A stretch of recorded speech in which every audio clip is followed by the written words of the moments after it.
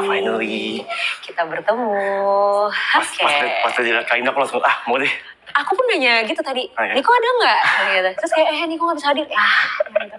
Cuman kenal sama Niko doang lagi. Ternyata keburu ya, Bendong. Ternyata keburu. Oke, gimana kabarnya hari ini, Dik? Baik, Kak. Baik, oke. Dengar-dengar baru landing dari Bali? Landing dari Bali, terus tadi aku langsung ke Peak. MC dulu. Gitu. Best. Tapi udah cukup istirahat? Belum. Walaupun mungkin tidak ada kata cukup ya kayaknya buat kalian akhir-akhir ini ya. Jujur belum. Okay. Tadi aku ngabisin 50% nyawa, Kak. Udah setengah nyawa aku kayak melayang. Serius? Pas nyampe rumah tadi aku liat Kak Indah, tadi aku udah gak mau ikut ini kan, maksudnya kayaknya gak keburu deh. Pas liat Kak Indah, Kak Indah yaudah deh. Terima kasih loh, aku merasa sangat tersanjung jadinya. Tapi tuh ini sih, maksudnya tuh emang kejadian karena apa ya, kayak kita present something ke orang lain, terutama kayak berhubungan sama kayak apa ya, sesuatu yang berkaitan sama pekerjaan-pekerjaan kayak MC gitu kan, psikolog gitu. Itu kan kita harus all out ya gitu, walau kita capek atau apa segala macam.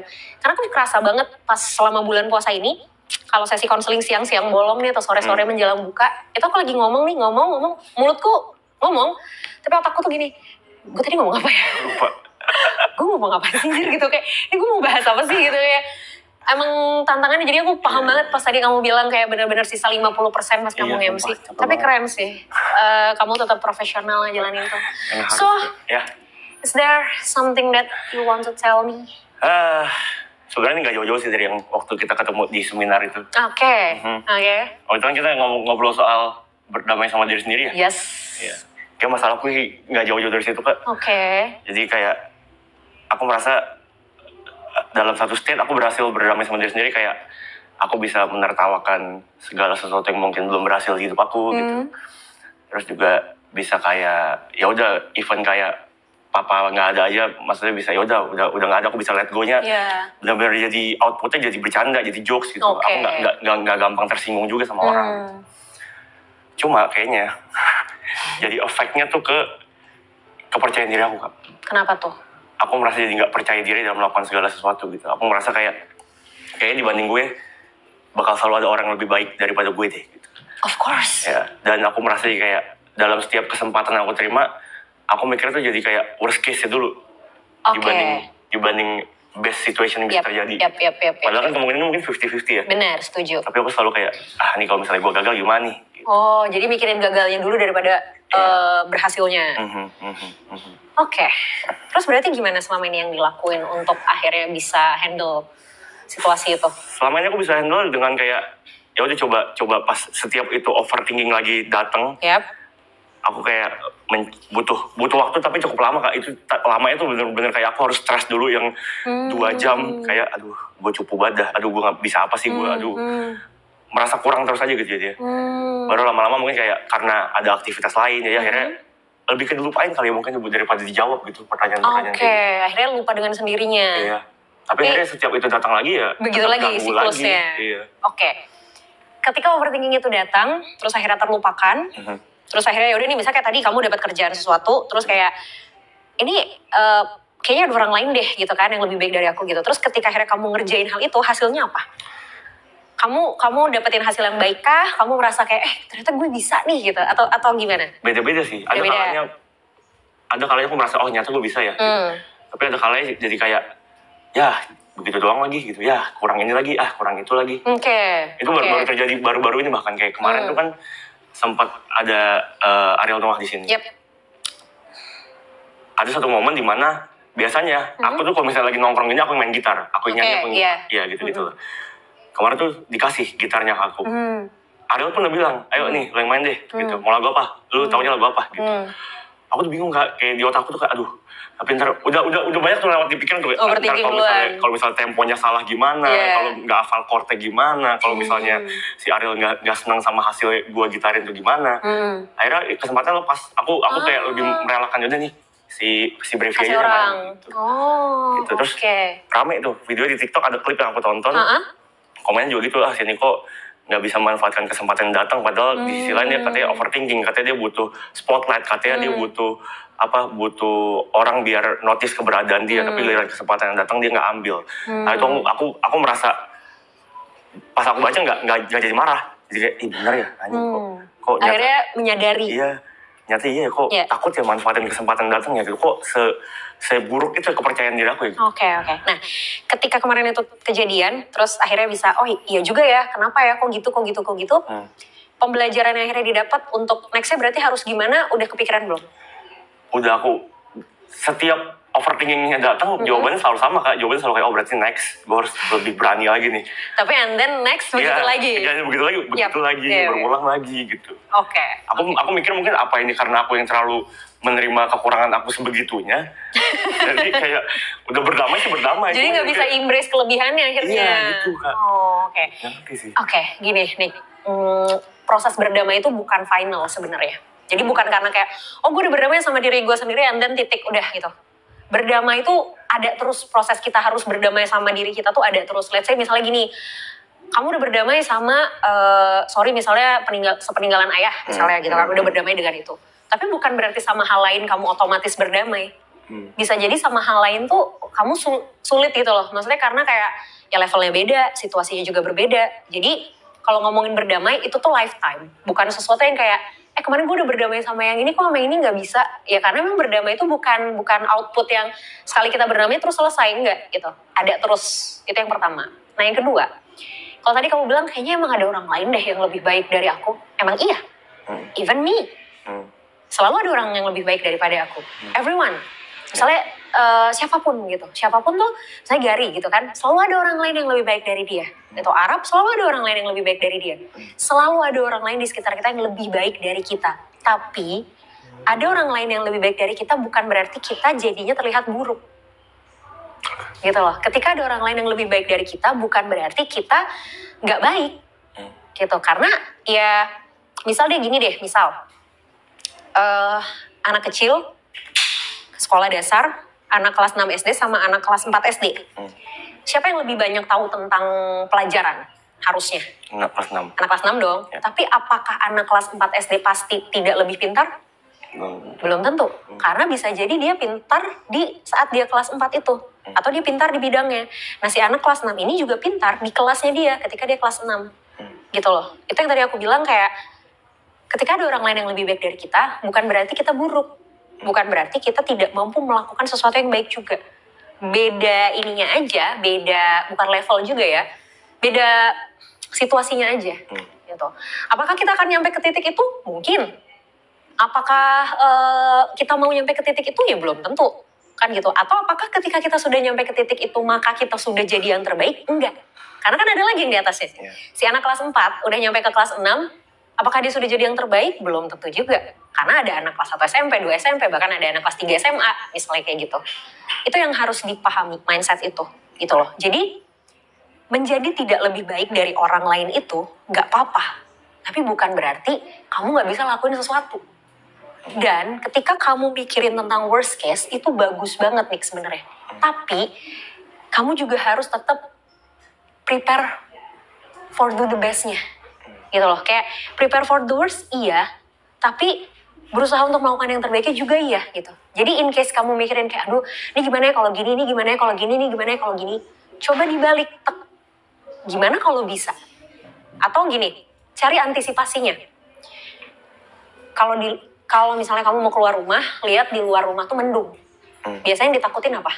Hujan. Yeah. Supaya nggak kehujanan harus ngapain? Pakai payung. Pakai payung kan? Antisipasi dong. Ya. Beda kalau misalnya gini, duh mendung lagi, ya ntar kalau gue kehujanan gimana? Ya kalau kehujanan ntar gue sakit. Kalau udah sakit ntar gue nggak bisa datang ke acara. Kalau gue nggak bisa datang ke acara ntar gue di blacklist sama panitia. Kalau gue di blacklist sama panitia gue nggak bisa dapat kesempatan kerja lagi. Semua tentang worst case, tapi kita lupa ada antisipasi untuk kita bisa menangani worst case ini. Nah, aku pengen ngajak kamu untuk fokus ke antisipasinya, bukan worst case-nya. Oke, udah tahu worst case-nya apa, and then apa antisipasinya? Misal, aduh gimana ya kalau gue nggak bisa? Oke, tanya tuh ke diri sendiri. Yang bikin gue ngerasa nggak bisa apa? Oh, ternyata ini adalah field baru buat gue. Oh, ini tempat baru buat gue. Oke, antisipasinya berarti gue harus cari tahu. Apa nih, tempat ini tuh tentang apa? Gue bakal ketemu sama siapa aja? Orang-orang itu kayak gimana? Antisipasi. Kalau ternyata, balik lagi soal hujan dan mendung, kalau ternyata hujannya beneran kejadian, at least kamu bawa payung. Ya kan? Tapi kalau ternyata hujannya nggak jadi, bawa payung kan nggak masalah. Gitu loh. Jadi itunya. Gitu. Nah, masalahnya adalah ketika kamu belajar sesuatu dari kesalahan kamu, oh ya next harus gini, next harus gini, next harus gini. Oke, secara logik, secara kognisi mungkin tahu next harus apa. Nah berarti yang kurang apa? Dilakukannya, itunya. Nah dilakukannya ini bisa jadi antisipasi ketika worst case-nya udah mulai kepikiran. Misal kepikiran worst case, terus ini kayaknya kejadiannya sama kayak kemarin deh. Oh kemarin tuh gue belajar, harusnya gue bisa lebih manfaatin kesempatan dengan cara gini. Yaudah gue jadiin antisipasi itu untuk gue lakuin sekarang. Jadi at least kegagalan yang kemarin gitu ya, pelajarannya tuh bukan cuma di kepala doang, tapi beneran dilakuin. Nah yaudah sekalian aja jadiin antisipasi dari ketakutan berikutnya. Kebayang nggak maksudnya? Gitu. Oke, ada tanggapan dulu nggak? Kalau ngomongin soal mengantisipasi, kalau misalnya halnya itu kita belum menemukan cara mengantisipasi gimana? Kalau kita nggak nemuin cara antisipasinya, oke. Misal aku kasih konteks dulu kali contoh. Ini kayak fenomena yang terjadi di streaming ini gitu. Aloy dengan segitu banyak orang sadar keberadaannya segala macam gitu. Secara gain angka dia paling gede, padahal kita berdua datang bareng gitu. Kita dari rumah yang sama, kita tinggal bareng segala macam gitu. Masuk pun bareng ke sini gitu. Terus kayak aku tuh sebenarnya jelas happy ya kayak. Maksudnya dengan karir teman aku yang berkembang sebegitu luar biasa, aku happy sekali gitu. Tapi memang nggak bohong, adalah perasaan kayak pasti. Guanya kapan ya gitu, kok kayaknya ketinggalan terus dari orang, kok kayaknya dilangkain terus ya sama orang gitu. Nah, aku nggak pernah tahu tuh gimana cara mengantisipasi itu, karena jadi kayak setiap hal itu datang, kadang-kadang ada momen dimana aku kayak percuma lah, dipikirin juga nggak nemu jalan keluar kok, jadi kayak percuma aja, sedih gitu. Jebut ya udahlah, gue pura-pura bego aja, pura-pura bohongin diri sendiri deh gitu. Akhirnya outputnya selalu kayak gitu. Kalau ngomongin itu, kalau kita ngomongin antisipasi ya dari kasus itu, somehow antisipasi itu kita harus punya, bukan untuk mendapatkan sesuatu sama kayak apa yang orang lain dapatkan gitu loh. Kalau misalnya ukuran kamu adalah mengantisipasi untuk supaya kayak dia atau dapetin yang sesuatu yang orang lain udah punya, itu kadang susah. Kenapa susah? Karena kan kacamatanya jelas beda gitu. Kacamatanya beda, situasinya beda, posisinya beda, orangnya juga beda. Jadi si antisipasi ini nggak selalu work sebenarnya gitu. Tapi kalau antisipasi ini berfokus sama diri kamu sendiri, itu baru bisa. Contoh misal gini, lagi-lagi mendung sama hujan nih. Kalau kamu bilang antisipasinya bawa payung, mungkin aku bisa bilang antisipasinya bawa jas hujan, bisa aja kan. Tapi ujung-ujungnya kan itu tetap terlindungi dari hujan kan. Nah cara antisipasinya tergantung apa, sumber daya kita masing-masing, potensi kita masing-masing, kelebihan diri atau keterbatasan kita masing-masing. Nah sama kayak kamu, ketika kamu mikirin antisipasinya ini, tanyanya ke diri sendiri, apa yang bisa saya lakuin, apa yang saya nggak bisa lakuin, sumber daya yang saya punya apa, keterbatasan saya apa. Jadi kalaupun kamu antisipasi, kayak tadi misalnya hujan, kamu mau bawa payung, kamu harus pastiin dulu kamu emang punya payung. Jangan karena orang lain kalau hujan bawa payung terus kamu rasa kamu juga harus pakai payung. Banyak cara gitu. Kamu bisa pakai jas hujan, kamu bisa order Grab, misalnya naik Grab gitu loh. Atau pakai kamu bisa cuma sekedar lari terus tutupin kepala kamu pakai jaket, misalnya, kan banyak caranya. Jadi semua tuh balik sebenarnya ke kapasitas yang kita bisa gitu. Terus kalau tadi kamu bilang kok dia terus yang gue nya kapan gitu kan. Itu kan kesannya jadi kayak berlomba nih. Kayak dia udah nyampe sini, gue masih di sini aja. Gue kapan nyampe sini? Coba pikirnya bukan untuk mencapai sesuatu yang dia sudah raih, tapi mencapai sesuatu lebih banyak atau lebih maju dari gue yang kemarin. Jadi fokusnya bukan orang lain, tapi guanya, sayanya. Ya dia biarin dengan dia gitu loh. Dengan caranya dia, dengan masanya dia gitu, dengan spotlightnya dia. Kamu dengan diri kamu. Dikit, kecil gak apa-apa, at least berprogres. Kayak misalnya, kemarin kehilangan kesempatan untuk main gitar, gitu kan. Nextnya, ya kamu harus bisa manfaatin itu. Dan ketika itu sudah kamu lakukan, berarti kan kamu maju satu langkah dari kamu yang kemarin. Gain something dong. Walaupun mungkin bentuknya dan jumlahnya dalam tanda kutip beda sama orang lain. Gitu. Itu tapi, maksudnya kalau misalnya itu, kita udah sampai di state bisa untuk menerima goalnya sekarang, berarti kan aku at least bisa lebih baik dari aku yang kemarin gitu. Yes, betul. Gimana caranya untuk menghadapi tekanan-tekanan yang datangnya dari luar? Misalnya kayak komen-komen yang kadang aku tahu kalau misalnya aku baca aku pasti sedih. Gitu. Tapi kadang kan kebaca juga ya, karena kan manusia kayak gitu sih, kayak suka cari penyakit gitu loh kayak. Nih kalau dipencet nih pasti banyak nih head comment-nya nih. Kadang-kadang aku pencet juga tuh. Iya. Gini, tekanan dari luar tuh kan kita nggak bisa predik, kita nggak bisa kontrol ya.